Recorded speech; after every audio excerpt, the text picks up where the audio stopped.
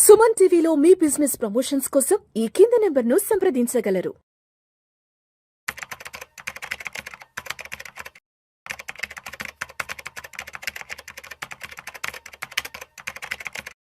గిరిబాబు గారు నమస్తే సార్.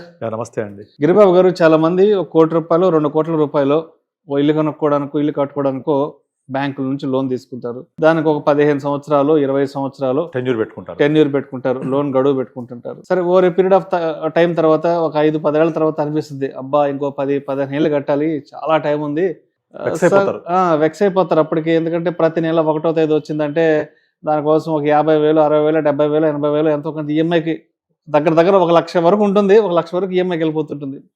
సరే, ఇంకో రోజు వైఫ్ అండ్ హస్బెండ్ ఇద్దరు కూర్చొని మాట్లాడుకుంటారు, అయ్యో నెలకు ₹1,00,000 వరకు ఈఎంఐకి వెళ్ళిపోతుంది, చాలా బర్న్ అయిపోతుంది, త్వరగా ఏదో విధంగా అసలు ఫస్ట్ ఈఎంఐ నుంచి ఈఎంఐ త్వరగా రీపే చేసి ఫస్ట్ దీని నుంచి బయటపడాలి అనుకుంటుంటారు. కాబట్టి మరి ఈఎంఐ విషయానికి వస్తే మనం ఈఎంఐ బర్డన్ని తగ్గించుకోవడానికి ఎటువంటి మంచి మార్గాలు ఉన్నాయంటారు? యాక్చువల్గా ఒక చిన్న ఎగ్జాంపుల్తో మనం డిస్కస్ చేద్దాం. చాలా మంది తోటి నేను మాట్లాడినప్పుడు, మీరు హోమ్ లోన్ టెన్యూర్ ఎంత తీసుకున్నారు అంటే, నేను 25 years తీసుకున్నాను, 30 తీసుకున్నాను చెప్తుంటారు. ఎందుకంత ఎక్కువ తీసుకున్నాము అంటే, అంత టెన్యూర్ పెడితే తప్ప మనకు కావాల్సినంత అమౌంట్ రాదు. మీరు ముందే కనుక 10 years 15 years పెట్టుకుంటే డిస్బర్స్బుల్ అమౌంట్ ఎక్కువ రాదు. కనుక టెన్యూర్ ఎక్కువ పెట్టేసుకుంటారు. వాళ్ళ మైండ్లో ఏముంటుందంటే, నేను టెన్యూర్ 25 పెట్టుకున్నా, 30 పెట్టుకున్నా, నేను దీన్ని ఒక 10-15 సంవత్సరాల లోపల క్లియర్ చేసేస్తాను అని ఉద్దేశం ఉంటుంది. ఆ 10-15 సంవత్సరాల లోపల క్లియర్ చేస్తాను ఉద్దేశం ఉండి, వాళ్ళు ఇక ఆ 20 సంవత్సరాల పీరియడ్ని పట్టించుకోకుండా లోన్ తీసేసుకుంటారు. లోన్ తీసేసుకొని వాళ్ళు ఫస్ట్ లోన్ తీసుకొని ఇల్లు కొనుక్కొని గృహప్రవేశం అయిన తర్వాత కనీసం ఒక 3-4 years దాకా వాళ్ళకి బ్రీతింగ్ స్పేస్ దొరకదు, అంటే ఎక్స్ట్రా కట్టడానికి. అంటే ఫస్ట్ 4-5 years అట్లా వెళ్ళిపోతుంది.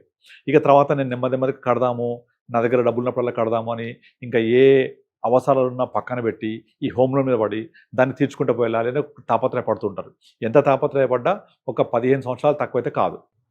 అలా కాకుండా మన మిగతా గోల్స్ ఏవైతే ఉన్నాయో అవి మిస్ అవ్వకుండా ఒక ప్రాపర్ ప్లానింగ్, ఒక చిన్న 2-3 టిప్స్ చెప్తాను నేను. అవి కనుక మీరు అవలంబిస్తే మీ హోమ్ లోన్ ఎంత టెన్యూర్ ఉన్నా, ఎంత ఎక్కువ ఉన్నా హ్యాపీగా మనం క్లియర్ చేసుకోవచ్చు. ఒక ఎగ్జాంపుల్ తీసుకుందాం. ఒక 50 lakhs హోమ్ లోన్ ఉంది, 8.5% ఇంట్రెస్ట్ అనుకోండి. ఈఎంఐ వచ్చి అరౌండ్ 44,000 అవుతుంది. 43,000 change 44,000. 50 lakhs home loan, 8.5% interest rate, 20 years tenure, 44,000 EMI. అయితే మొత్తం మీరు 44,000 చొప్పున 20 years తర్వాత మీరు మొత్తం పాకెట్ నుంచి కట్టేది 1,05,00,000 ఉంటుంది. తీసుకునే లోన్ 50 లక్షలు అయితే మొత్తం కట్టేది 1,05,00,000 చిల్లర. రఫ్ ఫిగర్ చెప్తున్నాను నేను. కోటి అంటే మీరు దగ్గర 50 లక్షల లోన్కి ఇంకొక 55 లక్షలు ఎక్స్ట్రా కడుతున్నారు. అది ఎప్పుడు 20 years పాటు కడుతూ పోతున్నారు. కానీ మీరు అన్నట్టుగా నార్మల్గా నేను ఇంతకాలం కడుతూ పోతున్నాను, నాకు అసలు వెక్స్ అయిపోతున్నాను, ఇబ్బంది పడుతుంటారు. సో అందుకే ఒక జోక్ ఉంటుంది. ఏం చెప్తుంటారంటే, నువ్వు నీ ఉద్యోగాన్ని ప్రేమించాలంటే హోమ్ లోన్ తీసుకొని చూడు అని చెప్తారు. హోమ్ లోన్ తీసుకొని చూసావంటే నీ ఉద్యోగాన్ని పక్కా ప్రేమిస్తావు, భయంగా ఉద్యోగం చేస్తుంటాం కాబట్టి. కనుక అలాంటి ఏం లేకుండా హ్యాపీగా హోమ్ లోన్ క్లియర్ అవ్వాలంటే ఒక ఇంపార్టెంట్ టిప్ చెప్తాను నేను. అదేంటంటే, మీకు ఏదైతే ఈఎంఐ ఉంటుందో ఆ ఎవ్రీ ఇయర్, అంటే ఫస్ట్ ఇయర్ తీసుకున్నాం, ఈ ఇయర్ 2026 ఏప్రిల్లో లోన్ తీసుకున్నాం. నెక్స్ట్ 1 year అంటే 2027 ఏప్రిల్. 1 year తర్వాత మీ 12 EMIsకి ఈక్వల్గా ఒక ఈఎంఐ రీపే చేయండి. ఎక్స్ట్రా 1 EMI ఎక్స్ట్రా అంటారు దీన్ని. 12 years అయిపోయింది, 13th EMI ఎక్స్ట్రా కట్టండి. 13th EMI మళ్ళీ 24 months అయిపోయింది, మళ్ళీ ఒక ఈఎంఐ ఎక్స్ట్రా కట్టండి. 1 EMI ఎక్స్ట్రా ఎవ్రీ ఇయర్ కట్టుకుంటూ వెళ్తే మీ టోటల్ టెన్యూర్ దగ్గర ఒక 6 to 7 years తగ్గిపోతుంది, ఓన్లీ 1 కట్టినందుకే. ఎందుకు అంటే, మొదట మీరు ఏదైతే కడుతున్నారో ఫస్ట్ ఇయర్ మీరు ఎంత తొందరగా కడుతూ పోతుంటే అంత ఎక్కువగా ప్రిన్సిపల్కి వెళ్ళిపోతుంది. అదర్ దాన్ ఈఎంఐ వెళ్ళడం వల్ల ఇమీడియట్లీ ప్రిన్సిపల్ తగ్గిపోవడం వల్ల దాని తర్వాత సబ్సిక్వెంట్ ఈఎంఐలో వెళ్ళే కాంపోనెంట్, ఇంట్రెస్ట్ కాంపోనెంట్ తగ్గుద్ది, ప్రిన్సిపల్ కాంపోనెంట్ పెరుగుద్ది. అర్థమవుతుందా? మొదటి 5-6 years ఇంట్రెస్ట్ బాగా తీసేసుకుంటాడు, ప్రిన్సిపల్ అనేది పోదు. అటువంటి టైంలో మీరు కనుక ప్రిన్సిపల్ అమౌంట్ 44,000 కడుతూ పోతే అది మొత్తం ప్రిన్సిపల్కి వెళ్ళడం వల్ల దాని సబ్సిక్వెంట్ నెక్స్ట్ మంత్ వచ్చే ఈఎంఐలో ఇంట్రెస్ట్ కాంపోనెంట్ ఏమో తగ్గుద్ది, ప్రిన్సిపల్ కాంపోనెంట్ పెరుగుద్ది. అలా పెరగడం వల్ల మీకు ఓవర్ పీరియడ్ ఆఫ్ 20 yearsలో కనీసం 4 to 5 years లోన్ పీరియడ్ తగ్గిపోతుంది, వన్ ఎక్స్ట్రా ఈఎంఐ కట్టడం వల్ల. ఇది ఒక విధంగా మనం అవలంబించవచ్చు. ఇలా లేని వాళ్ళకు, నాకు అంత అవ్వడం కష్టం అనుకుంటే మనం ఏం చేయాలంటే, మన ఈఎంఐ 44,000 కదా ఎగ్జాంపుల్లో, ఆ 44,000 గాను అట్లీస్ట్ ఒక 4,000 అంటే 10% of EMI 4,400 rupees SIP start చేయండి extra every month. SIP start చేస్తూ పోతే మీరు కనుక ఇదే ఎస్ఐపి 4,400 రూపీస్ 20 years కంటిన్యూ చేస్తే ఎగ్జాక్ట్లీ 20 years మీరు ఎంత పే చేస్తారో ఈ 50 lakhs ఎగ్జాంపుల్లో 1,05,00,000 పే చేస్తాం కదా, ఎగ్జాక్ట్లీ మీ కార్పస్ 4,400 చొప్పున వెళ్తే 20 years తర్వాత సేమ్ 1,05,00,000 ఉంటుంది. అంటే మీరు ఎంతైతే లోన్ రూపంలో వాళ్ళకి కట్టారో 1,05,00,000 అదంతా వెనక ఎస్ఐపి అమౌంట్ జనరేట్ అయ్యి ఉంటుంది. అంటే మీకు ఇల్లు ఆల్మోస్ట్ ఫ్రీగా వచ్చినట్టే. Just simple logic. 10% of EMI extra every month చేస్తూ పోతే ఎస్ఐపి 20 years తర్వాత మీ యొక్క టోటల్ కార్పస్ ఎగ్జాక్ట్లీ మీ అమౌంట్కి తగ్గట్టుగా ఉంటుంది, మొత్తం పే చేస్తే దానికి తగ్గట్టుగా. సో ఆ విధంగా మీ యొక్క బర్డెన్ తగ్గించుకోవచ్చు. థర్డ్ టిప్, ఇంపార్టెంట్ టిప్, మీరు నార్మల్గా చాలామంది ఏం చేస్తారు, నేను ఈ హోమ్ లోన్ తీసుకున్న తర్వాత నాకు 20 years పెట్టుకున్నాను, 20 years కుదరదు, నేను దీన్ని ఇంకా తొందరగా తక్కువ చేస్తా అని చెప్పేసి ఎక్స్ట్రా అమౌంట్ కట్టేస్తూ ఉంటారు. ఏది 1 EMI ఎక్స్ట్రా ప్రయాణం కాకుండా, ఎస్ఐపి కాకుండా ఉన్నప్పుడల్లా కడుతూ ఉంటారు. ఆ ఉన్నప్పుడల్లా కట్టడం చేయకూడదు. దాన్ని ఏం చేయాలి అంటే, మనం కనుక 10 years టార్గెట్ అయిపోవాలి అంటే మన లోన్ ఎంత ఉంది, ఇప్పుడు ఎగ్జాంపుల్లో 50 lakhs ఉంది, కనుక నా దగ్గర ఎంత మిగులుతున్నాయి, ఒక 20,000 మిగిలాయి, 30,000 మిగిలాయి, మిగిలినట్టుగా మీరు ఒక ఇండెక్స్ ఫండ్ కానీ, బ్యాలెన్స్ ఫండ్ కానీ, కొంచెం మనకు అవగాహన ఉంటే ఒక మంచి అగ్రెసివ్ ఫండ్లో కానీ వేసుకొని కంటిన్యూస్గా ప్యారలల్గా మ్యూచువల్ ఫండ్స్ రన్ చేస్తూ పోవాలి.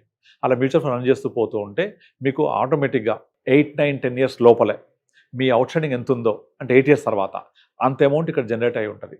అంటే I mean to say that మీరు 1 EMI అయినా కట్టొచ్చు, 10% ఆఫ్ ఎస్ఐబి అయినా చేయొచ్చు, లేదు నా దగ్గర కన్సిస్టెంట్ డబ్బులు రావు అనుకుంటే, ముఖ్యంగా బిజినెస్ పీపుల్కి, లేదా నాకు అప్పుడప్పుడు బోనస్ వస్తుంది, అప్పుడప్పుడు ఎక్స్ట్రా మనీ వస్తాయి, జాబ్ చేంజ్ అయ్యాను, శాలరీ పెరిగింది అనుకున్నప్పుడు ఎట్టెట్టే అమౌంట్ పెరిగిందో ఆ పెరిగిన అమౌంట్ నాకు రాలేదు అనుకొని ఎక్స్ట్రా మ్యూచువల్ ఫండ్స్ ఇన్వెస్ట్ చేయాలి.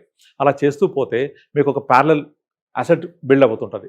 ఆ ప్యారలల్ అసెట్ బిల్డ్ అవ్వడం వల్ల ఏమవుతుందంటే, మీకు ఒక 8, 9, 10 years తర్వాత ఎంతైతే అవుట్ స్టాండింగ్ ఉంటుందో ఎగ్జాక్ట్ అమౌంట్ ఇక్కడ మ్యూచువల్ ఫండ్ వచ్చి ఉంటుంది.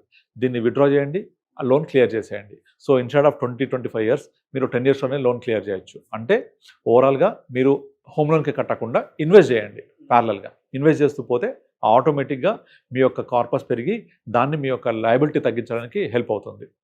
తర్వాత ఇంకొకటి, ఇప్పుడు నార్మల్గా చాలామంది ఏం చేస్తుంటారు, హోమ్ లోన్ తీసుకున్నప్పుడు దాంతోపాటుగా మన టాపప్ లోన్ తీసుకుంటూ ఉంటారు. టాపప్ లోన్ తీసుకొని టాపప్ లోన్కి రేట్ ఆఫ్ ఇంట్రెస్ట్ ఎక్కువ ఉంటుంది, నాకు పర్వాలేదు హోమ్ లోన్ లాగా కట్ అయిపోతుంది పెట్టుకుంటారు, మళ్ళీ అదొక బర్డన్ అవుతుంది. కనుక అట్లా కాకుండా మనం ఏం చేయాలి అంటే, మనము హోమ్ లోన్ అనేది ఎప్పుడు స్టార్ట్ అవ్వాలి, ఒక 5 years స్టార్ట్ అవ్వాలి. అంటే ఇల్లు తీసుకోవడం అనేది మీ ప్లానింగ్ కనుక ఒక 5 years ముందే కనుక చేసుకొని, చాలామందికి చెప్తుంటాను నేను, మీరు ఒక ఇల్లు తీసుకోవాలనుకున్నప్పుడు ఒక 4-5 years ముందే ప్లాన్ చేసుకొని ఈఎంఐ ఎంత కట్టాలనుకుంటున్నాను 5 years తర్వాత, ఒక 50,000 అనుకోండి, ఈ 50,000 సరిపడే అమౌంట్ ఎస్ఐపి స్టార్ట్ చేయండి ముందు నుంచే, ఒక ప్రాక్టీస్ లాగా ఉంటుంది. లేదా మీరు ఒక 5 years తర్వాత పొజిషన్ వచ్చే, 4 years పొజిషన్ వచ్చే ఒక ప్రీ లాంచ్ ఆఫర్, అంటే రెరా అప్రూవల్ వచ్చి బ్యాంకులో ఎలిజిబిలిటీ ఉండి 1 time పేమెంట్ కాకుండా ఇప్పుడే మీరు ప్రైస్ లాక్ అయిపోతే 4 years తర్వాత మీ పొజిషన్ వస్తుంది. ఈ లోపల మీరు ఏం చేస్తారు, ఆ 4 years పాటు ఓన్లీ బ్యాంక్ వాడు డిస్బర్స్ చేసిన అమౌంట్ మీద ఇంట్రెస్ట్ పే చేస్తూ ఉంటారు. ఆ బ్యాంక్ వాడు ఏదైతే ఇంట్రెస్ట్ డిస్బర్స్ చేస్తాడో లోన్ అమౌంట్, ఇంట్రెస్ట్ మాత్రం పే చేస్తుంటారు. రిమైనింగ్ అమౌంట్ మీరు అంతా కూడా ఈఎంఐ కడుతున్నామని ఫీల్ అవుతూ ఆ బ్యాలెన్స్ అమౌంట్ ఎస్ఐపి చేస్తూ ఉండాలి. అట్లా ఒక 4-5 years తర్వాత మీ దగ్గర తెలియకుండా చాలా అమౌంట్ జమ అవుతుంది. ఈ అమౌంట్ మీరు రిజిస్ట్రేషన్ కోసం వాడుకోవచ్చు, ఇంటీరియర్ కోసం వాడుకోవచ్చు, లేదా ఎక్స్ట్రా కార్పస్ కోసం వాడుకోవచ్చు. మీరు కనుక ఒక 50,000 ఎస్ఐపి 50,000 నేను లోన్ కట్టాలి 5 years తర్వాత అనుకుంటే, ఇప్పుడు స్టార్ట్ చేసేసేయండి. ఒక ప్రాక్టీస్ లాగా ఉంటుంది, ఇది ఇన్వెస్ట్ అవుతుంది. మీరు తెలియకుండా మీకు కావాల్సిన డౌన్ పేమెంట్, రిజిస్ట్రేషన్ ఛార్జెస్, తర్వాత అన్నీ మీకు ఇచ్చేస్తుంది. ఇది మీకు బర్డన్ లేకుండా హ్యాజల్ ఫ్రీగా మీరు మీ ఇంటిని సొంతం చేసుకోవచ్చు. Right sir, right. ఓకే, ఇలా చాలా టిప్స్ చెప్తుంటాను నేను. సో వీటిని ఫాలో అవుతే మీరు డెఫినెట్లీ మీ యొక్క హోమ్ లోన్ తొందరగా తగ్గించుకోవచ్చు. 1 EMI ద్వారా టెన్యూర్ తగ్గించుకోవచ్చు. 10% ఆఫ్ ఈఎంఐని ఎస్ఐపి చేస్తే టోటల్ హోమ్ లోన్ అంతా ఫ్రీగా వస్తుంది మనకు. లేదా ముందే 5 years ముందే ప్రిపేర్ అయిపోయి మనం ఈఎంఐ కడుతున్నాం అనుకుని స్టార్ట్ చేస్తే తెలియకుండా కార్పస్ ఏర్పడుతుంది. మనం లోన్ కట్టకుండా కొంచెం టాప్అప్ అంతా యాడ్ చేస్తూ పోవాలి ఎంఎఫ్లో. సో ఇన్వెస్ట్మెంట్ ప్యారలల్గా జరుగుతూ ఉంటే మీ లయబిలిటీ తగ్గుతూ ఉంటుంది, బర్డన్ అనేది. Thank you sir, thank you so much. Thank you అండి.